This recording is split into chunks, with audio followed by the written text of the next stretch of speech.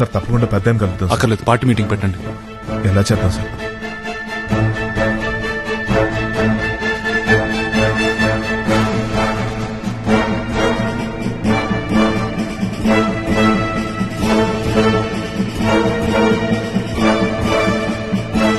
Sorry, really sorry. నా తరపున, మా ఏసీబీ తరపున రియలీ సారీ. తెలుసో తెలియక ఏమైనా తప్పులు జరుగుంటే నన్ను క్షమించండి.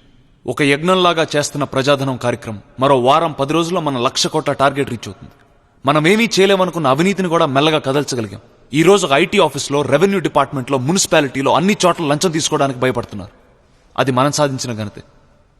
ఇంకొద్ది గోపిక పట్టండి. ఇంకో 2 సంవత్సరాల్లో మనం ఈ రాష్ట్ర భవిష్యత్తునే మార్చేయచ్చు. నువ్వేంటయ్యా బాబు, అవినీతి అంటావు, సంపాదించుకోవడం తప్పంటావు. నువ్వెక్కడ దొరికావా బాబు? పాలిటిక్స్ లోకి మేము పనిలేక వచ్చామనుకుంటున్నావా? రారా జమా పోదాదా. పోనీ మీ బంధువులను ఎగ్జామ్ చేద్దాం. మీ కొడుకుల్ని, రిలేషన్స్ ని, కజిన్స్ ని అందరిని ఎగ్జామ్ చేద్దాం. అందరూ హ్యాపీగా తినొచ్చు. మీ కళ్ళకి మేము దొంగల్లా కనిపిస్తున్నావా? నేను కాదండి, అవినీతి పరులు, అవకాశవాదులు, దగాకోర్లు. ఇవి ప్రజలు మన గురించి అనుకుంటున్న మాటలు. నిజంగా మనకు సిగ్గు లేదా? అరే 2 కార్లు చాలవా 20 కావాలా? 20 ఎకరాలు సరిపోవా 200 ఎకరాలు కావాలా? ఇంత సంపాదించి ఒక్కరోజన్నా బయటికి చెప్పుకోగలం? దర్జాగా బతకగలమా? దొంగల్లా బతకాలి. సరే సరే, నేను చెప్పిందంతా వదిలేండి.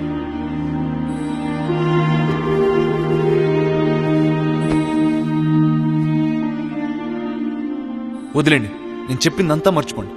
సంపాదించండి, ఇంకా సంపాదించండి, కాదన్న. కానీ ఆ 1,00,000 కోట్లు మాత్రం వదిలేండి ప్లీజ్. కేవలం 1 సంవత్సరం కళ్ళు మూసుకోండి, దండం పెడతాను.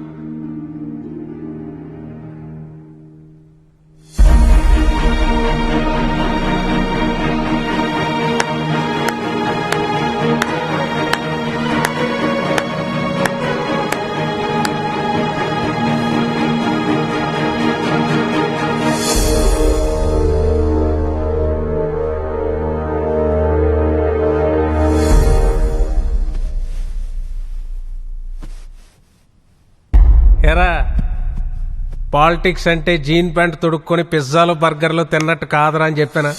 నేను చెప్పాను కదా మాయన, పాలిటిక్స్ అంటే కొనడం, అమ్ముడుపోవడం అని. ఇలాంటి అమ్ముడుపోయే వాళ్ళు ఉన్నంతకాలం గెలిపేవరితో చెప్పడం చాలా కష్టం.